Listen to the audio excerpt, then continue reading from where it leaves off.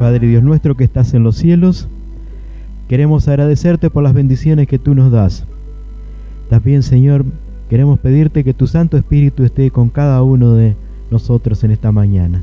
Que estas palabras sean tuyas y no mías, Señor. Te lo pido no porque lo merecemos, sino en nombre de Jesús. Amén. Buenos días, hermanos. Un feliz sábado. Y también quiero mandar un saludo muy grande a aquellos que nos están escuchando por la radio, en nuestra FM 106.1. También a aquellos hermanos que están privados de la libertad en las distintas unidades penales. Les mando un gran saludo, que Dios los bendiga. Y a pesar de estar privados de la libertad, están libres en Cristo Jesús. Para comenzar quería contarles una historia. Hace un tiempo atrás, hace unos 13 años atrás más o menos, me estaba preparando para asistir a un rally, a una carrera de auto que se realizaba en la ciudad de Concordia, en Entre Ríos. Y bueno, en ese momento me tocaba la responsabilidad de ser el director de la prueba. Y bueno, el director de la prueba es quien da la orden de largada, quien tiene que tomar las decisiones finales en el momento si hay que clasificar o desclasificar a algún piloto. Es una responsabilidad bastante grande, es una de las grandes responsabilidades. Por ese entonces, cabe estar que no guardaba el sábado ni nada por el estilo, pues no estaba cerca de los caminos de Dios en ese momento. Pero ya había empezado a tomar algunas decisiones que tenían que ver con ese tema. Así que después de una charla de tipos espirituales, con Dalila en aquel momento éramos amigos nada más, no piensen mal, éramos amiguitos nada más, pero estábamos charlando algunos temas espirituales y demás, y bueno, algunos temas quedaron picando ahí. Así que esa mañana al día después tenía que decidir, o me calzaba el buzo de director de la prueba o iba a la iglesia.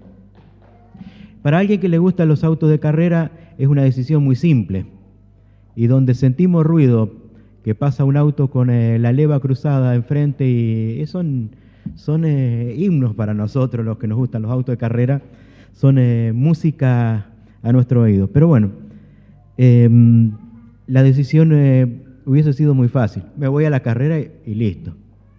Pero a la mañana siguiente, en lugar de estar con el ruido de los autos, la tierra del rally y demás, estaba escuchando himnos de alabanza.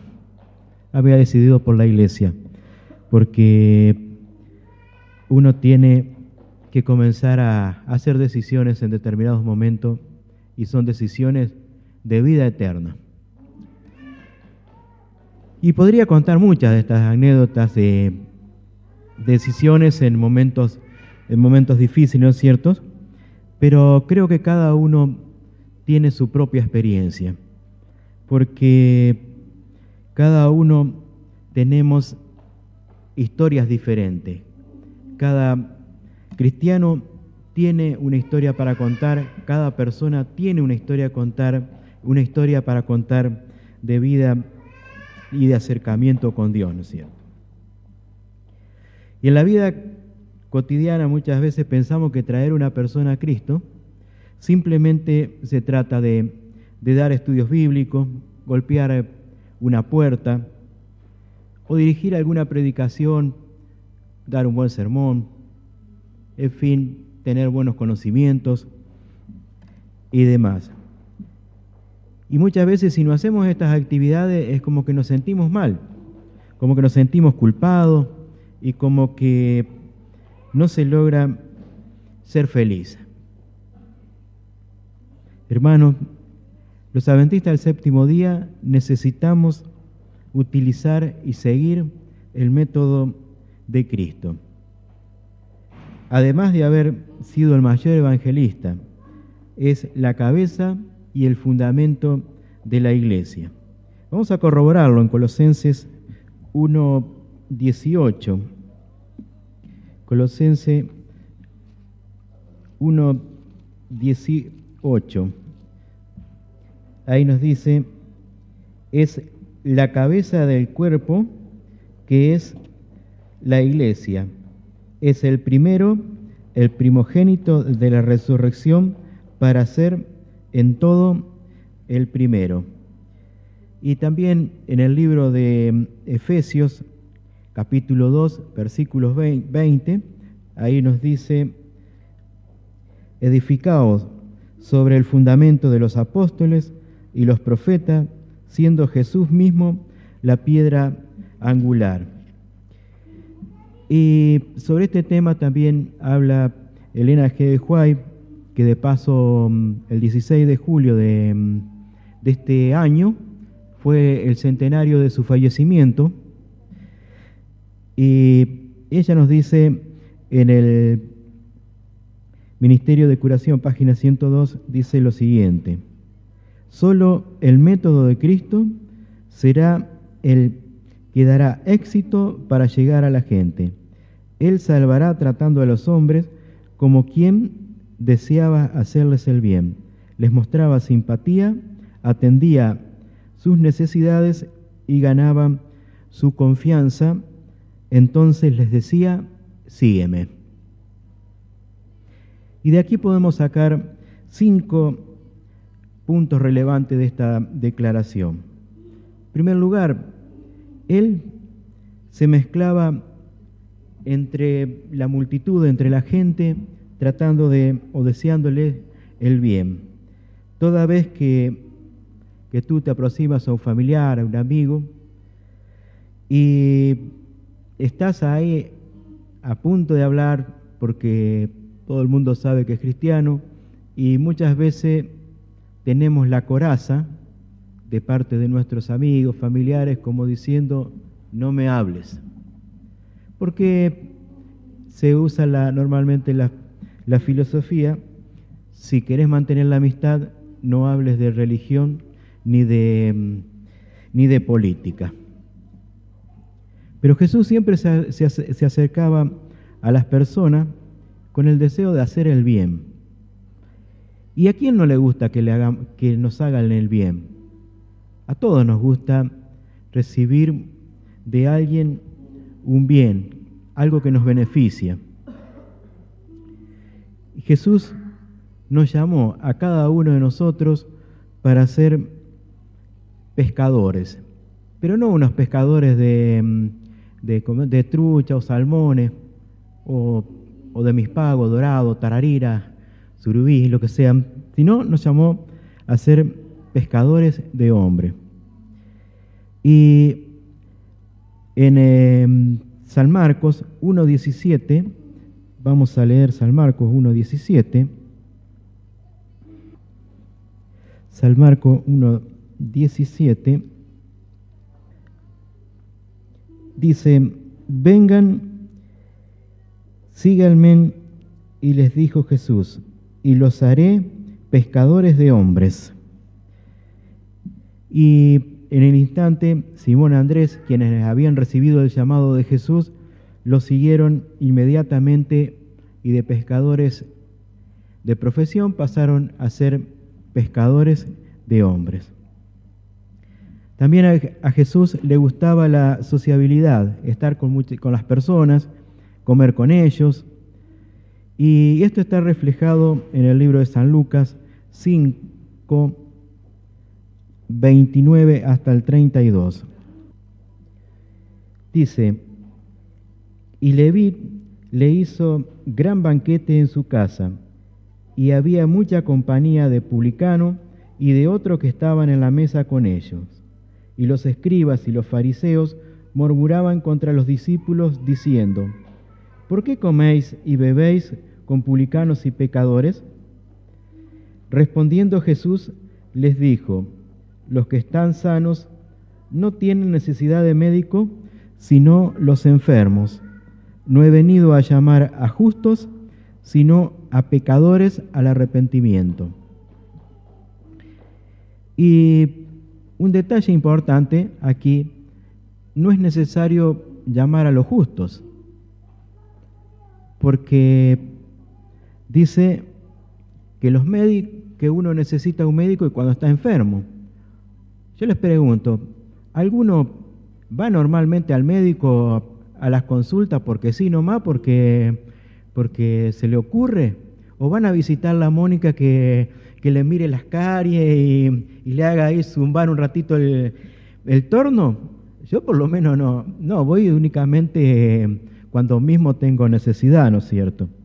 Y creo que en la iglesia, cuando venimos a la iglesia, venimos por necesidad, porque no hay justo ni aún uno. Todos somos pecadores, todos pecamos en algún momento, todos nos equivocamos en nuestra vida y necesitamos de un encuentro con Cristo, un encuentro diario, permanente con Cristo, y también compartir con nuestros hermanos para fortalecernos los unos a los otros. Otra ocasión de Jesús para mezclarse con la gente y hacerle el bien está registrado en otro acontecimiento en San Juan 2, 1 y 2. Dice, al tercer día se celebró una boda en Caná de Galilea y la madre de Jesús se encontraba allí. También habían sido invitados a la boda Jesús y sus discípulos.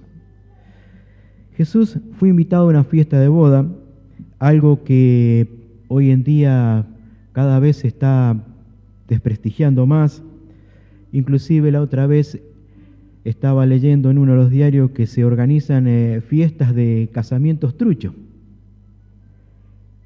Digo casamientos truchos porque se busca una pareja, un novio, una novia ficticia, y con el tal de hacer una fiesta de lo que sería, se organiza en sí. Y en esta reunión muy importante, donde había mucha gente, muchos amigos, Jesús realizó su primer milagro. Su primer milagro lo realizó en público, donde había mucha gente, muchos amigos. Otro punto a tener en cuenta en desmenuzando este párrafo que leímos al principio, dice, les mostraba simpatía. Y ser simpático no es solamente andar con una sonrisa pintada, donde uno anda para todos lados sonriendo y nada más que parece la sonrisa y punto, sino es tratar de buscar temas en común, temas que tengan que ver en cuanto a los gustos de la otra persona, y para eso voy a tener que investigar a ver qué puntos les interesa a mis amigos. Y para poder tener algún punto de diálogo, ¿no es cierto? También conocer a la persona cuando cumple años, para poder hacerle algún presente en el momento de que llegue al cumpleaños, ¿no es cierto? Porque es lindo que por ahí de repente aparezca un desconocido, te golpee la puerta, desconocido, digamos, entre comillas, ¿no es cierto?, que no es de la familia, y te diga, feliz cumpleaños. Y a cada uno, ¿no es cierto?, lo va dejando un tanto desarmado, ¿no es cierto?, estas respuestas cuando te saludan de esa forma. Y en poco tiempo, sin darme cuenta, voy a estar cultivando el suelo de mi vecino, llevándole la palabra de Dios, sin entrar a hablar de Dios, sino poco a poco, paso a paso. Si sin darse cuenta, en poco tiempo estaré llevando a mi vecino a los pies de Jesús. Vamos a ver otro ejemplo bíblico donde Jesús visita a un recaudador de impuestos. Recaudador de impuestos. La palabra nomás cuando escuchamos recaudar impuestos, y no es una palabra muy amigable. O están todos contentos de pagar impuestos a la ganancia, IVA, iba, venía y todos los impuestos que hay. Creo que nadie. Y en esa época los recaudadores de impuestos eran personas no muy queridas en el pueblo, en las distintas ciudades, porque ellos llegaban a cobrar el impuesto. Hoy a veces escuchamos que, principalmente en las noticias, cuando cae algún evasor grande que debe 20 millones de pesos, 3 millones, 4 millones, o sea, fortunas que deben de impuestos, grandes contribuyentes, pero en esa época no se atrasaban en los impuestos, estaban todos al día.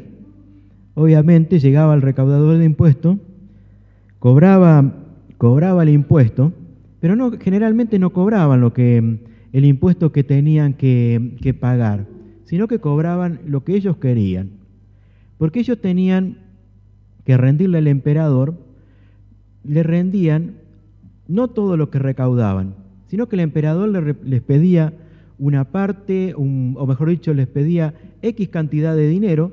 Entonces todo lo que ellos recaudaban por encima de lo que el emperador les pedía quedaba para el bolsillo del recaudador. Por eso que imagínense que mucha simpatía no tenían en los pueblos. Pero en ese momento Jesús, igual a pesar de eso, visitó a Zaqueo.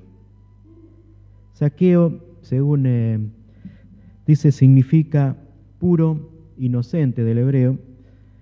Y en este relato Jesús dice en San Lucas 19:5,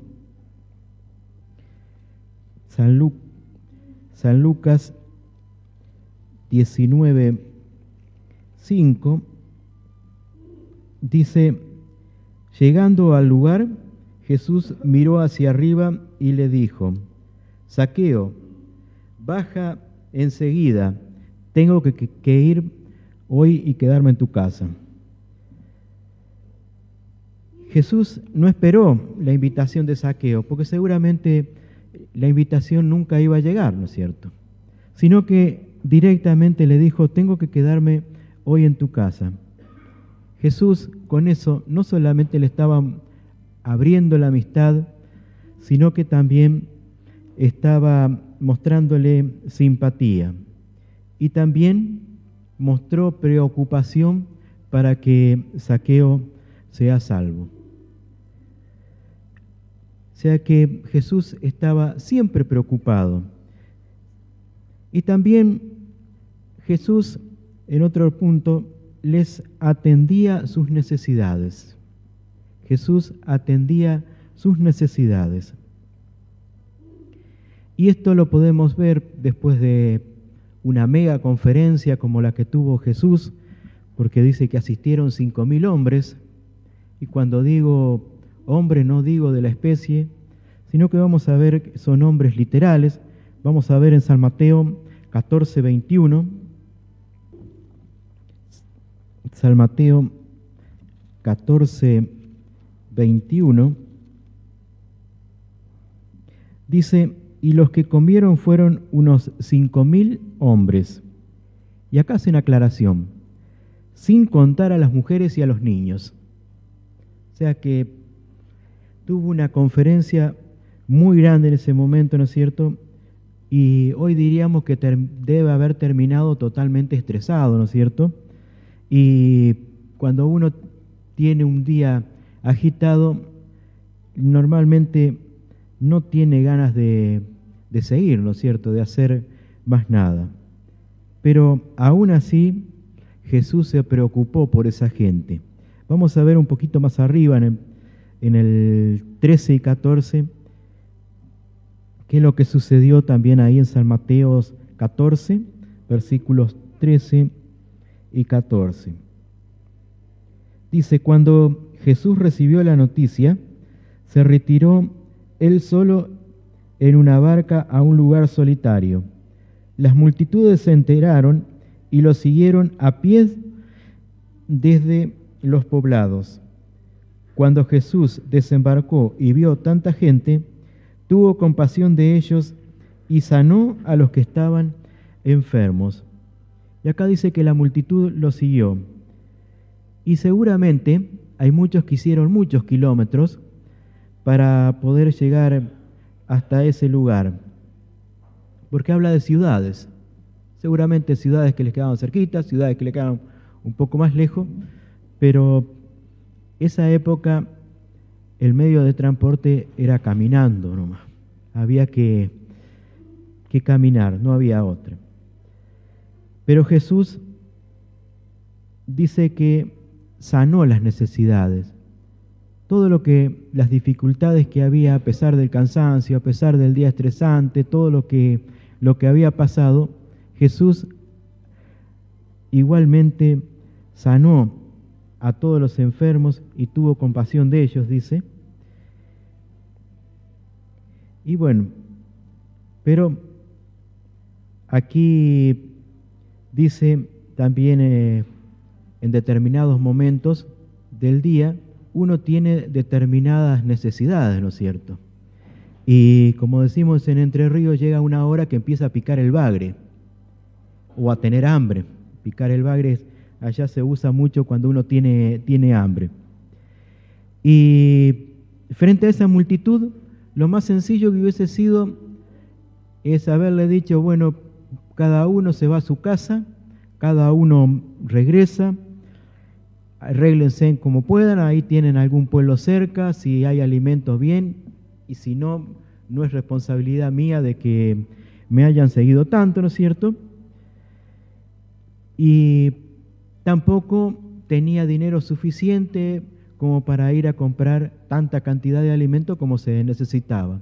Porque si había 5.000 hombres, y dice sin contar mujeres y niños, no sé cuánto sería exactamente la cantidad. Lo que sí podemos estar seguros que era un mínimo de 5.000, uno.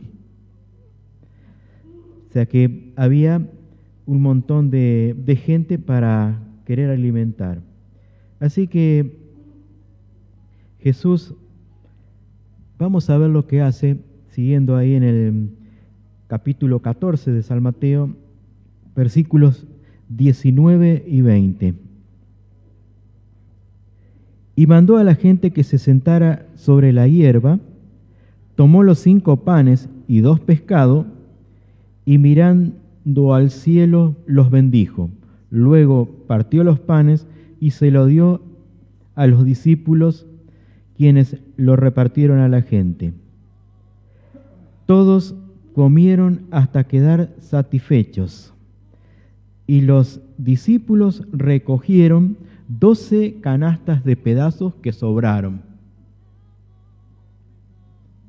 No solo que los alimentó, sino que sobró alimento, dice la palabra de Dios.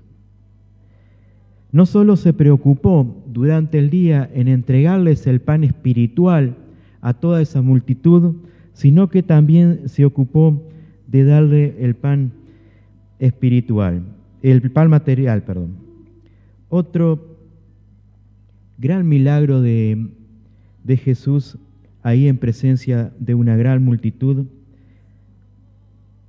Y quiero contarles, esto fue una experiencia que nos pasó hace varios años en Rincón de los Sauces. Un sábado me tocó ir a predicar por allá y luego del culto se acercó Juan, un hermano ahí de Rincón, para invitarme a almorzar. Bien, aceptamos con Dalila, nos fuimos hacia su casa, pero cuando llegamos tenía una cebolla más o menos de este tamaño, un poquito de tuco y un pequeño paquete de fideo.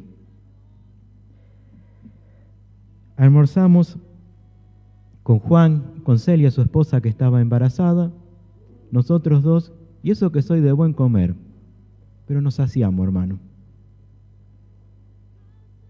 Quedamos, como se dice, bien llenitos.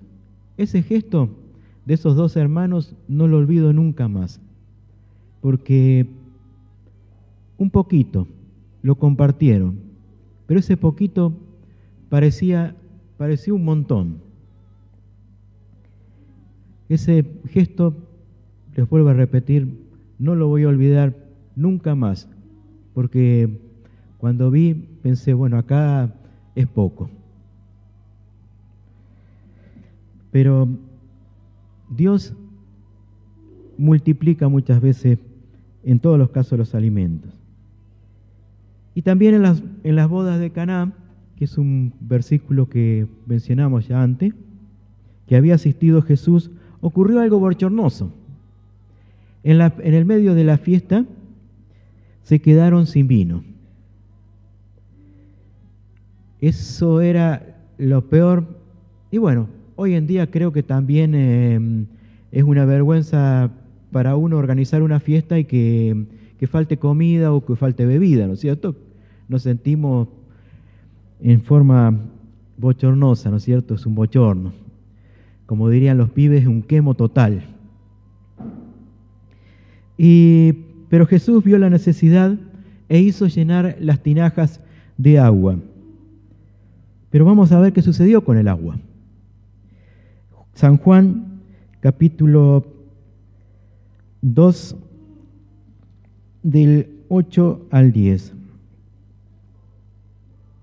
8 hasta el 10 nos dice: ahora saquen un poco y llévenlo al encargado del banquete, les dijo Jesús.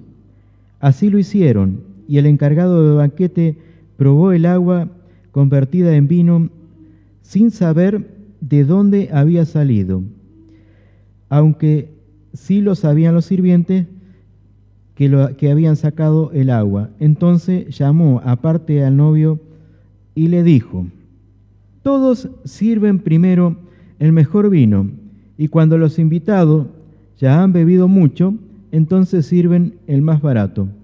Pero tú has guardado el mejor vino hasta ahora. No sabía de dónde provenía el vino, ¿no es cierto? Y de esa forma, ¿no es cierto?, Jesús salvó a esos novios que estaban desesperados, y Cristo estaba preocupado realmente por las personas.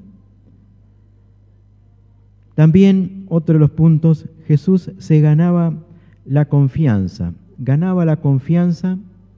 de las personas. Y ganar la confianza de una persona no es tarea sencilla, y más en los días que corren hoy, ¿no es cierto? Es muy difícil llegar a ser confiable ante una persona. Pero en un determinado momento Jesús iba de camino desde Galilea hasta Jerusalén, y ahí había un punto conflictivo, que era Samaria. Samaria estaba a mitad camino.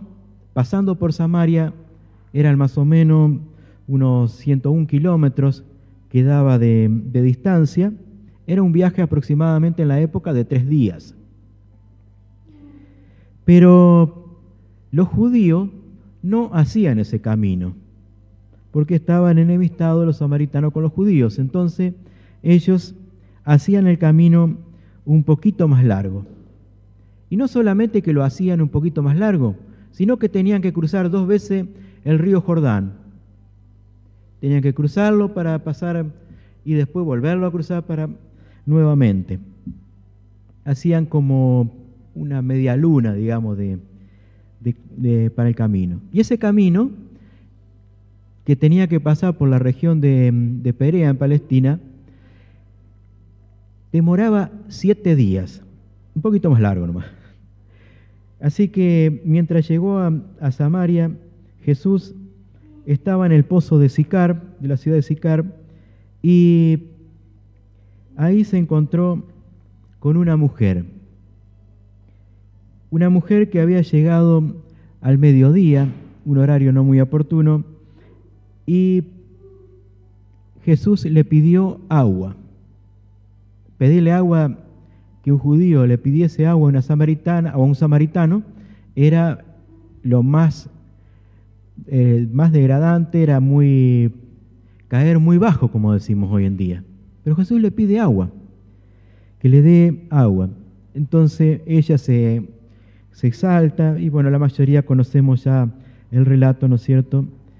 Y después que acepta el agua viva, Jesús le dijo, ahí en San Juan 14:16, San Juan 4, del 16 al 19, le dice, ve a llamar a tu esposo y vuelve acá, le dijo Jesús.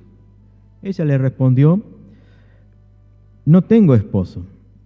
Jesús le dice, bien has dicho que no tienes esposo, es cierto que has tenido 5 y el que ahora tiene no es tu esposo, en esto has dicho la verdad. Y ella dice, Señor, me doy cuenta que tú eres profeta. Y en esa charla Jesús le dice todo. Y si alguien viene y me dice toda mi vida, creo que merece confianza. O por lo menos ver de dónde conoce todos los datos. Ella encontraba dificultad en creer en la gente. Ella era una persona rechazada. Por esas razones que había ido a mediodía a buscar agua. Porque a esa hora no se iba a cruzar con nadie generalmente.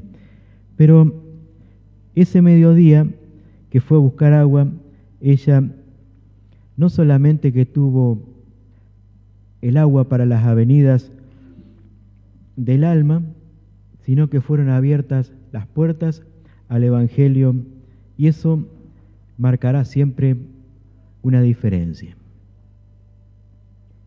Último punto. Entonces Jesús les decía, síganme. Y esto inspiraba confianza. Jesús, reclutando a sus apóstoles, encontraba esa confianza para que le diga, sígame, y fueran siguiéndolo detrás, sin hacer cuestionamientos. Como vemos en San Mateo, donde del 18 al 20, San Mateo 4, 18 al 20, dice, mientras caminaba junto al mar de Galilea, Jesús vio a 2 hermanos. Uno era Simón, llamado Pedro, y el otro Andrés.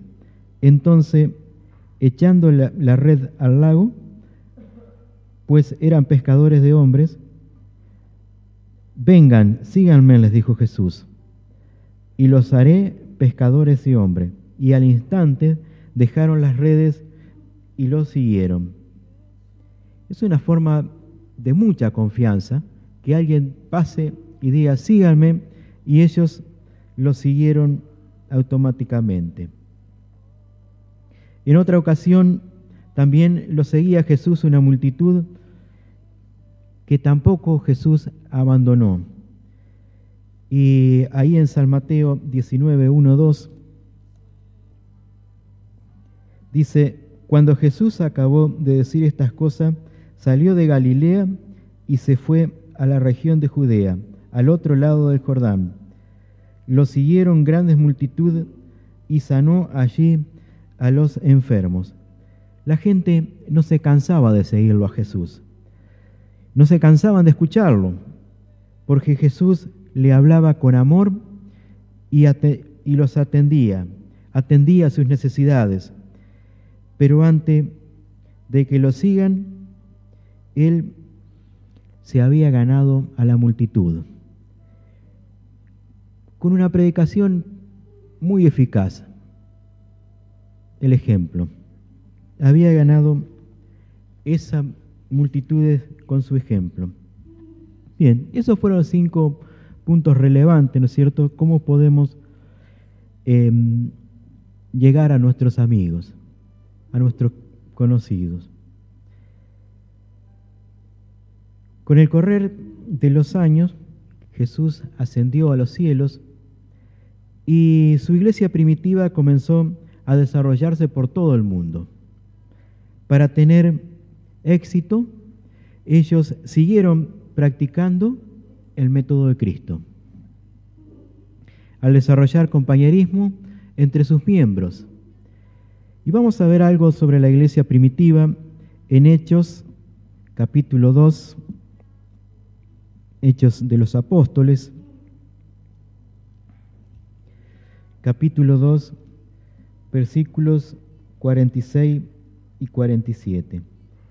Nos dice ahí: y perseverando unánimes cada día en el templo y partiendo el pan en las casas, comían juntos con alegría y sencillez de corazón, alabando a Dios y teniendo favor con todo el pueblo.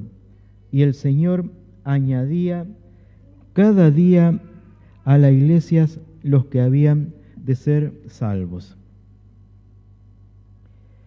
En la iglesia se fue entusiasmando, se fue estableciendo una coinonía o una comunión en las relaciones humanas. Pero eso fue haciendo esencial que se produzcan algunos avances, ¿no es cierto?, en esa iglesia primitiva, donde se mantenían firmes en la enseñanza de los apóstoles, en la comunión, también dice, partiendo el pan y sobre todas las cosas en la oración. También cuando la iglesia comenzó a crecer, fue necesaria que esas tareas se organicen mejor. Es así que surge lo que tiene que ver con los diáconos, que son los encargados de, en ese momento, de servir las mesas a las viudas, a los pobres. También se establece la parte de, a través de Tabita o Dorcas, una mujer que ayudaba mucho a aquellas personas pobres y con sus obras, sus costuras y demás, ayudaba.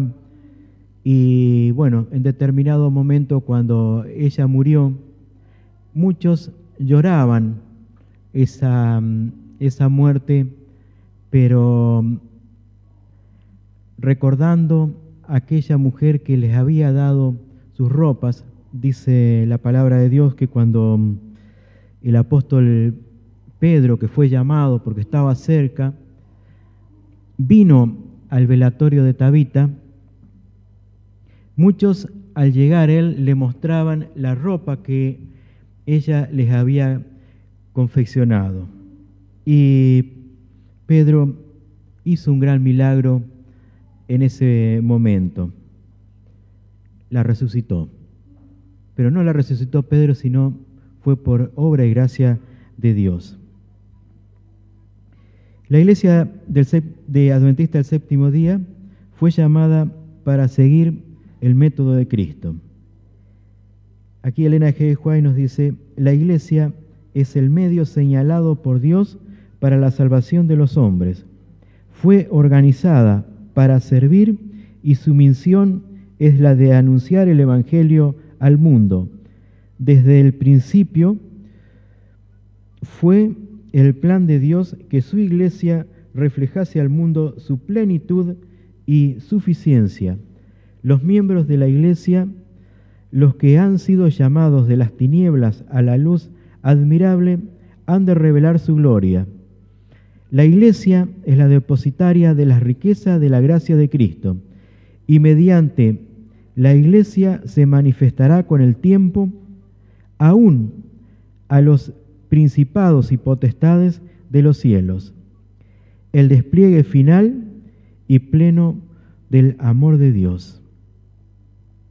De manera semejante, la iglesia debe ser comunitaria, desarrollando distintos proyectos especiales, amistosa con la sociedad en la que está inserta, servidora al seguir el ejemplo de Cristo. Y vamos a ver San Marcos 10:45. San Marcos 10:45.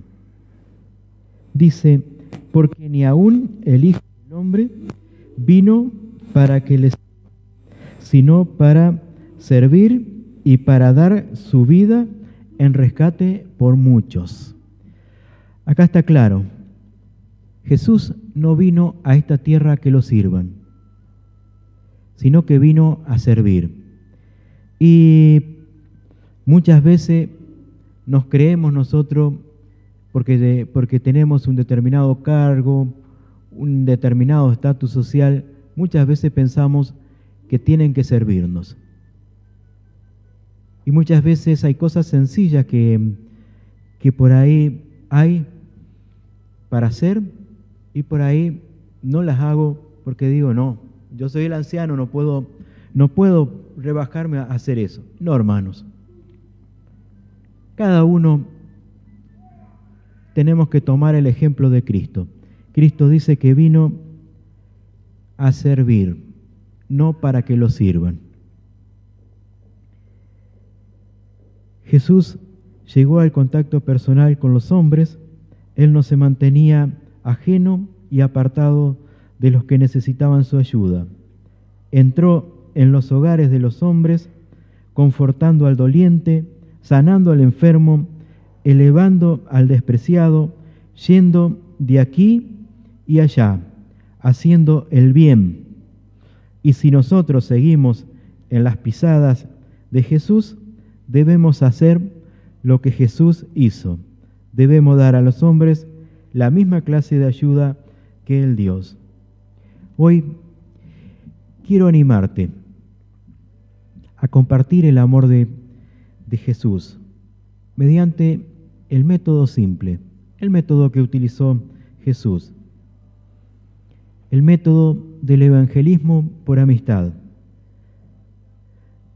No hay mayor alegría para uno que ver a un familiar, a un amigo, siguiendo los pasos de Dios.